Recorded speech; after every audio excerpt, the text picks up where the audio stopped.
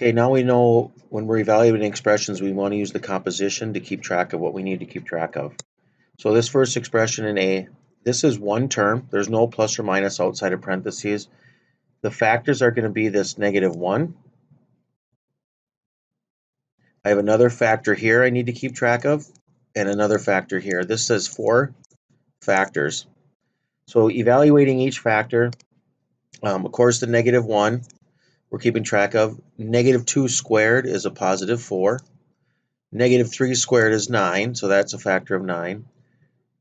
This is a grouped factor, so I need to figure out inside. That's a -1 squared, which is positive 1. So when we multiply this together, the factors now, I get a -1 times 4 times 9, which is 36. This should be a -36. For B, you notice the same type of expressions, but in this case, there's actually 3 terms.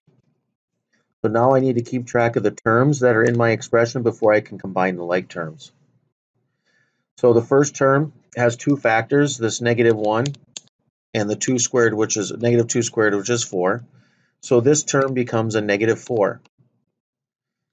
The inside or the middle term is a grouped factor. It's a -1, the quantity squared. -1 squared is 1, so this middle term becomes a positive 1.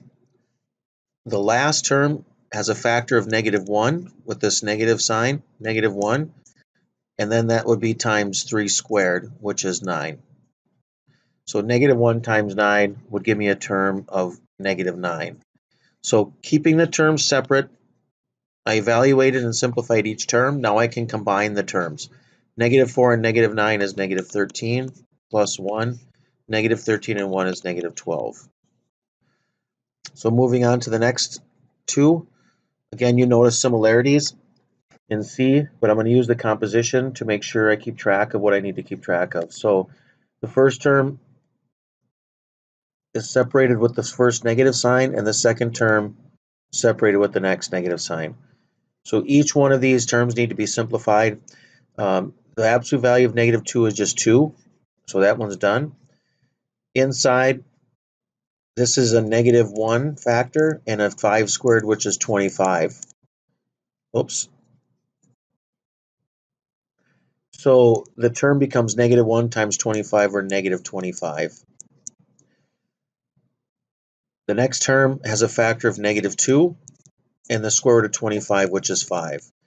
So both those factors now I can multiply them together to get a term of -10. So combining the terms together, I get 2 and a -35, which is -33 when I combine those together. For D then, the difference here, the composition, there's only 2 terms and they're separated right there. So the first term, of course, is 2, but then the other term, I need to realize what the factors are. So there's only 2 factors in this term. It's a factor of -1 with the negative sign, but then the other factor is this grouped expression. So now I need to figure out that grouped expression. This grouped expression has 2 terms. It has a 5 squared term, 25, and then it has a -2 times a 5, or -10. Combining those two together, the factor becomes 15. So I have -1 times 15, which is -15. So now I have my 2 terms, 2 and -15. If I combine those terms, I get -13 for an answer.